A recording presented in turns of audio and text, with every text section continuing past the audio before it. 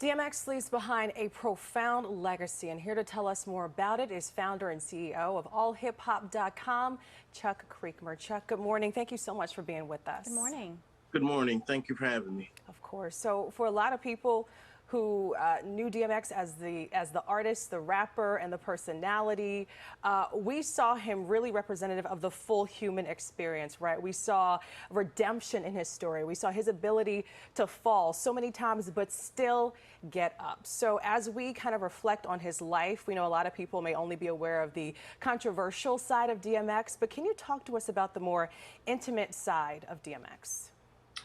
Yeah, to know him was to love him. If you spent any time with DMX, you instantly fell in love with him. I mean, for the most part, I had great experiences with him. Always unique and always varied, but always an interesting experience. And that's why so many people are heartbroken right now, because DMX was a true man of the people. And so many people had this experience with him. You know, everyone has a DMX story. That's what we're all telling each other. And we're all sharing these stories. And all of them are positive, even though it might be a stark contrast with what the headlines reflected. Oh, absolutely. Mm-hmm. So, you know, DMX released his first album when he was, what, only 28 years old. I want to listen to Russell Simmons because he had something to say about this. Take a look. Get At Me Dog was going against the grain. It reminded me of what we loved at Def Jam. So I was so excited. I remember going to the tunnel when he first performed it and watching him perform it like, wow, Def Jam is back. Sure enough, he saved Def Jam. And it was a moment for us, and lots of other things happened around that time, and Def Jam exploded. But he pulled us out of the mud and brought us back to life. I mean, that's quite the statement. He saved Def Jam. DMX released another album later that year, which really speaks to his work ethic. Not only is it in music, but also in movies. Did he always have that drive? Yeah, he did. You know, Russell mentioned coming from the mud, and that's exactly where DMX came from. But I just want to be clear, you know, he didn't just save Def Jam. To a lot of us, he saved hip hop. To a lot of us, you know, like myself, coming up as a young, scrappy journalist and business person, you know, he really lit a battery in the back of the entire culture.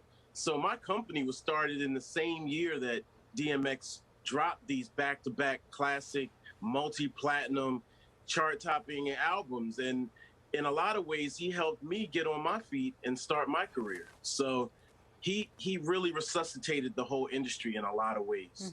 Right. I feel like within every decade since he came on the scene, he was always present, always relevant, always a distinct voice, an amazing lyrical talent, lyrical artist.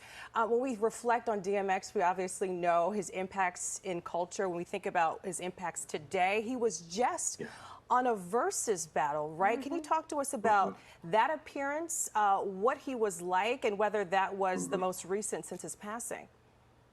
Yeah, the versus battle with Snoop Dogg was epic. I mean, it was something, you know, imagine hundreds of thousands of people gathering around a device, a phone, a computer, or something else, and all staring at two guys, dogs from one coast to another, and just having fun and celebrating. I mean, we call it a versus battle, but really it's a celebration of the culture, of our genius.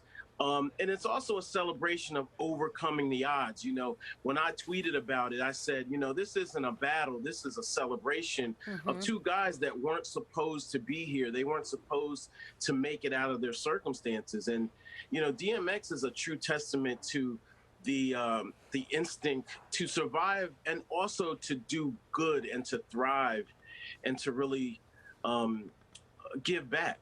I think that's really important because a lot of times we talk about their music and their lyrics and how they've, you know, come up, but he did more than just that. He also, like you say, gave back. And that's why we're seeing so many tributes pouring in since DMX's death on Friday, including this heartfelt post from his ex-wife. Let's take a listen. It says, I am so grateful to God and honored from the bottom of my heart for the opportunity while on this journey called life to join hands in marriage with a true disciple and angel of God to do life when he did. Have you been in touch with any of his loved ones since his passing? How are they doing? Do you have any information on a memorial service? Because I know he had his ex-wives. He also has children as well.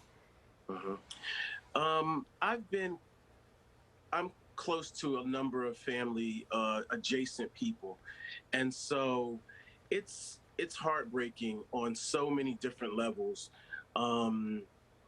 You know, I lost my father at a young age, and I see a lot of what I went through and what they went through, and it's an unfortunate thing because you see this tremendously strong individual, this powerful figure, and you don't think he's going to die. None of us did, you know, and even though we needed a miracle, we thought we were going to get that miracle. So at the moment, there is no memorial announced, but there are already memorials all over the world right now, and vigils and celebrations. So my heart goes out to his wife, ex-wife, his family, his fiance, his crew, everyone, because we deeply loved this guy. He was a part of our hip hop family and our, you know, blood family as well.